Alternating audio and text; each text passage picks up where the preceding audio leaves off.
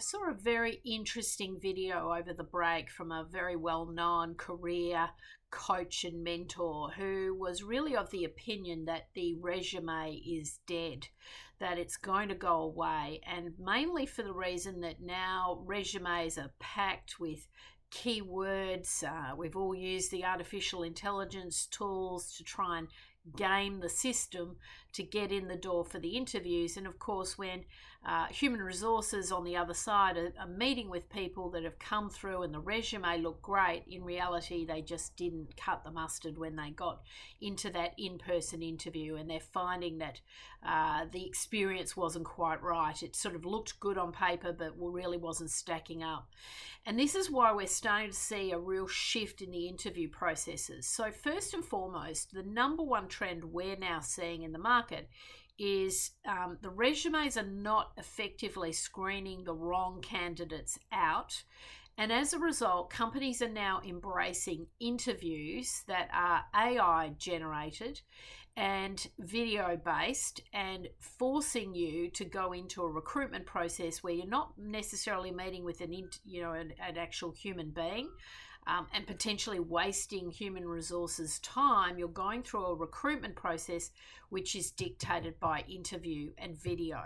And they're getting you onto a video call. You're being invited into a recruitment process. You're being invited to an interview, but you are being interviewed by the AI tools.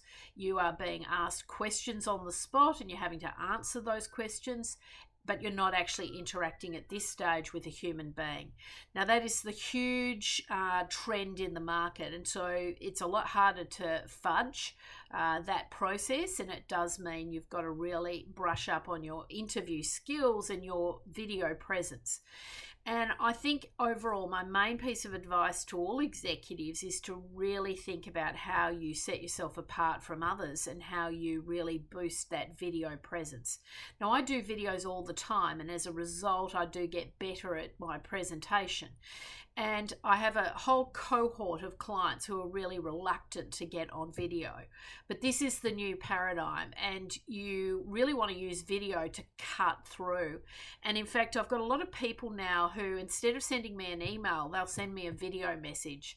And 9 out of 10 times I'll click on that video message and it's a lot more engaging. I can engage with those people very quickly. I can ascertain the key messages. I make assessments as to whether I want to take it forward. And that's how you want to, sort of really view this whole recruitment process now.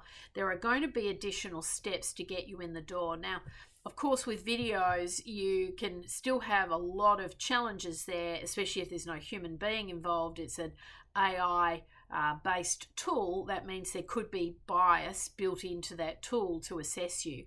But it still does mean you've got that opportunity to bring that human element to the table and to bring that information across. So my strong advice would be to pre-prepare video answers, practice, do as much of that as possible before you go into that process, because most of these processes now, you don't get advised in advance what the questions are going to be necessarily. You're going to be asked questions on the cuff, so you're providing off the cuff answers, but you can predict what they're going to ask.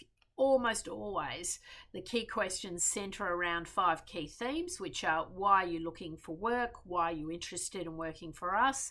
What do you believe you bring to the table? What differentiates you from other candidates? And what are your salary expectations?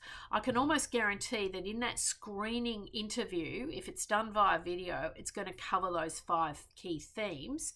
That gives you a huge advantage to be able to prep effectively, to get your key messages right, and to really land on those messages through the video content. You might find it's only a 10-minute interview. It's a screening interview, but increasingly we're seeing companies adopt this as part of their recruitment process.